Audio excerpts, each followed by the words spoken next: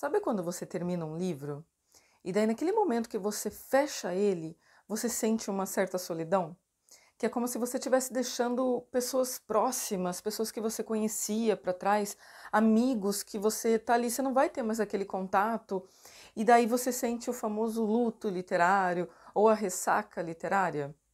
Você já parou para se perguntar por que que a gente sente isso?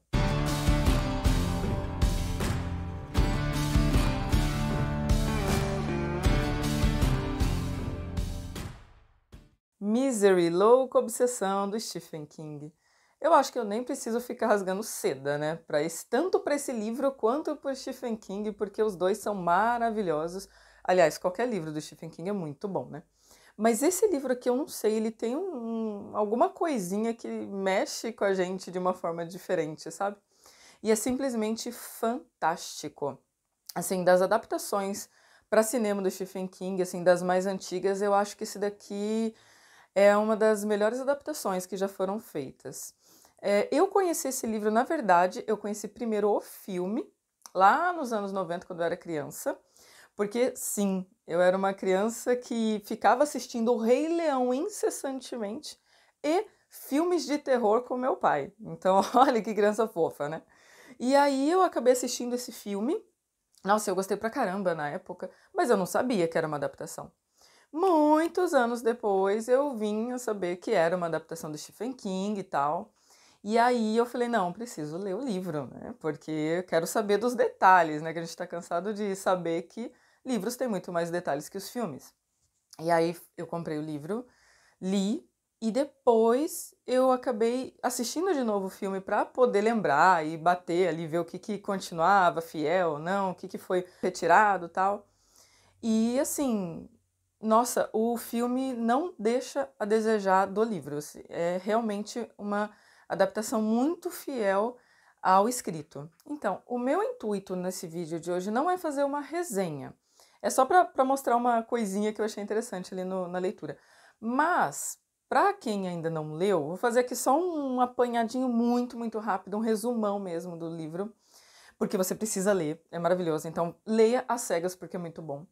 Mas assim, trata-se de um escritor famoso chamado Paul Sheldon, e daí ele acaba terminando de escrever o seu novo livro, ele está numa cabana, e daí ele precisa ir para a cidade para entregar o manuscrito para a editora e tal. Só que daí tá tendo uma nevasca e ele acaba sofrendo um acidente ali de carro e tal, e ele é socorrido por uma mulher, que é nada mais, nada menos do que a fã número um dele. Ela é enfermeira também, então ela começa a cuidar do Paul Sheldon, que é o escritor, na casa dela. Ela se chama Annie Wilkes, ou Annie Wilkes, sei lá. Eu chamo de Annie Wilkes. E daí ela vai cuidando e no início tá tudo bem, só que daí ela vai tendo uns certos rompantes ali, ela dá umas estressadas, ela acaba achando o novo manuscrito dele e daí ele permite que ela leia tal, e daí o bicho começa a pegar. Porque ela acaba não gostando do livro e ela o obriga a destruí-lo para escrever um novo que ela goste mais. Só que daí ela vai mostrando a verdadeira face. Ela é uma psicopata, ela tem um monte de problema, ela dá umas surtadas violentas ali. E ela começa a torturar o escritor tão amado dela, tanto física quanto psicologicamente. Então, assim, é um enredo muito intenso. É assim, você vai se colocando dentro daquela história e aquilo vai te cativando e você vai querendo saber o que vai acontecer e tal. Tem um final muito louco, muito legal. Então, assim, leia porque vale a pena. Mas, dentro desse livro, eu acabei achando umas partes muito interessantes. Ele fala a respeito da leitura, a respeito de começar e terminar coisas e tal. Mas o que eu achei engraçado não, o que eu achei interessante foi o momento que ele tá lá entrevado na cama, e daí ele começa a pensar assim, quando que foi que ele entrou no mundo literário, quando que ele começou a ler e tal. E aí ele se lembrou lá da juventude dele, ele estava lendo um livro antes de dormir, e teve um personagem que ele gostava muito ali no livro que morre. E daí ele vai narrando, ele fecha o livro e ele vai deitar se sentindo super mal, porque ele gostava daquele personagem e morreu no livro. E daí ele acaba percebendo que ele estava sentindo luto. E ele começa a se questionar, caramba, mas eu tô sentindo luto por um personagem fictício, por uma pessoa que não existe, dentro de uma história também que foi criada, que não existe, não é baseada em fatos nem nada. Então eu tô sentindo luto por um ser, uma pessoa que não existe. E daí ele vai discorrendo a respeito disso daí. Mas aí isso me fez pensar, né? A gente sente mesmo isso de tanto luto quanto a ressaca literária. Os livros do Stephen King são, assim, para mim, os que mais me causam ressaca literária. Porque, assim, entro no livro do Stephen King e eu sei que eu vou gostar muito, mas eu vou ter uma bad ali, eu vou ter uma parcela de sofrimento. Por exemplo, Iluminado, quando eu terminei de ler, nossa, pra mim, assim, sabe, parecia que eu fechei o livro, parecia que eu tinha deixado pessoas muito queridas para trás. Que eu tinha amigos que eu não ia ter mais contato e eu queria continuar sabendo da vida daquelas pessoas e não ia ter mais isso, sabe? Zona Morta acabou comigo, nossa senhora. Joyland, sabe, assim, meu Deus do céu. É, assim, bad total no fim do livro. Mas é bom, vale a pena. E aí, diante disso tudo, aí eu comecei a pensar, poxa, por que será que nós leitores sentimos isso tudo, né? A ressaca literária, o luto literário. Por que a gente se enfia tanto na história a ponto de sentir como se aquela pessoa fosse real? E a gente vai e sofre com a personagem, a gente chora junto e fica feliz junto e fica torcendo pra dar certo, pra conseguir conquistar tal coisa, ou pra ficar com tal pessoa, ou acontecer ali uma situação, enfim. E a gente vai dentro da história, né? E daí eu tava pensando, e aí eu percebi que a gente acaba desenvolvendo empatia por aqueles personagens.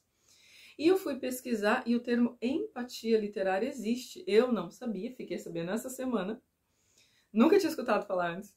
Mas existe a empatia literária, que é você se identificar tanto com aquela história e entrar tão profundamente ali, que você acaba querendo entender as emoções e sentimentos daquele personagem. Então, se você pegar a palavra empatia, dividir ela ali no meio, o patia vem do grego patos, que significa emoção.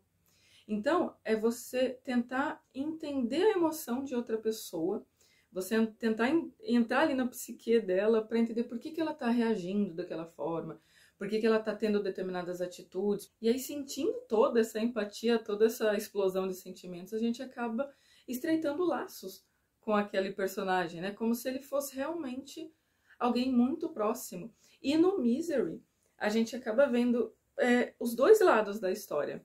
Porque, por exemplo, a Annie Wilkes, que é a enfermeira psicopata loucona, ela, no livro, o Stephen acaba mostrando muito mais da vida dela, então ele acaba explicando um pouco como que ela chegou a ficar assim, o que aconteceu.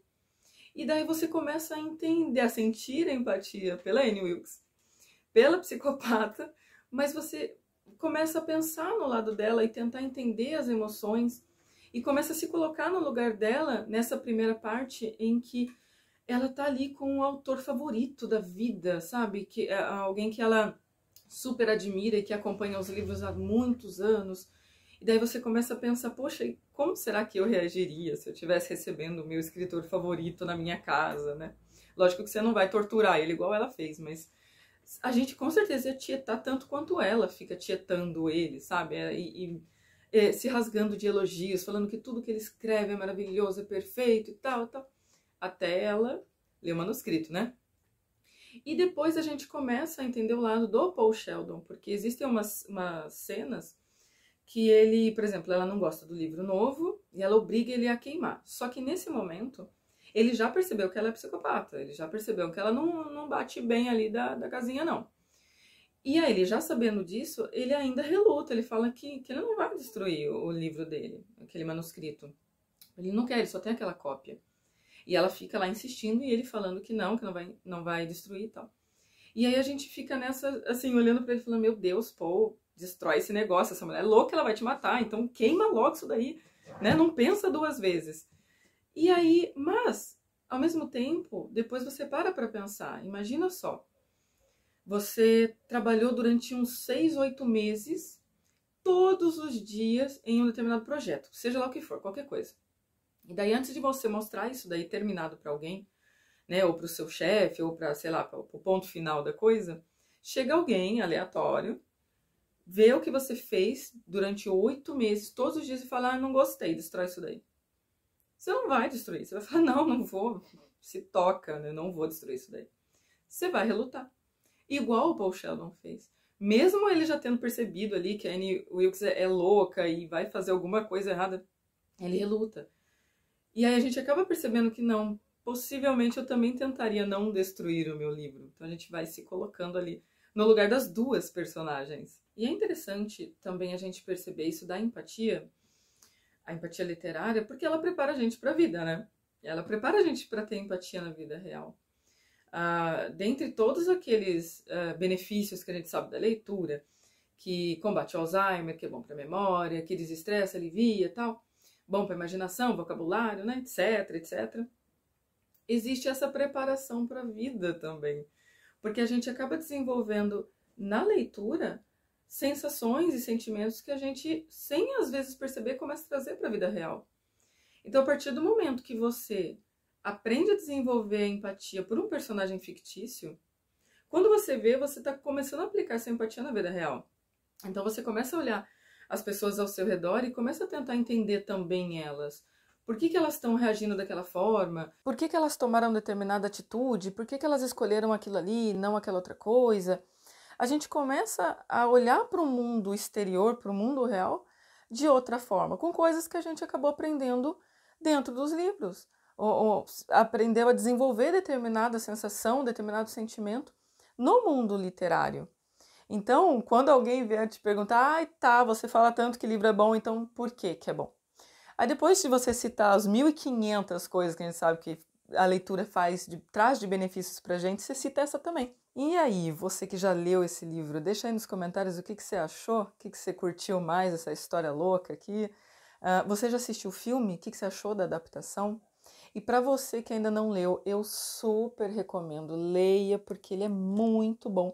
E depois de ler, assiste o filme, para você ter ali um parâmetro, para você depois ver o que você viu, o que você curtiu mais e tal. Tem na Amazon Prime. Então eu assisti ele, acho que faz umas 2 semanas na Amazon, então você pode correr lá depois para assistir, porque é muito bom, vale a pena. E depois que você ler e assistir, deixa aí nos comentários qual foi a sua experiência com isso daqui, porque é muito, muito bom. Então leia Misery, do Stephen King.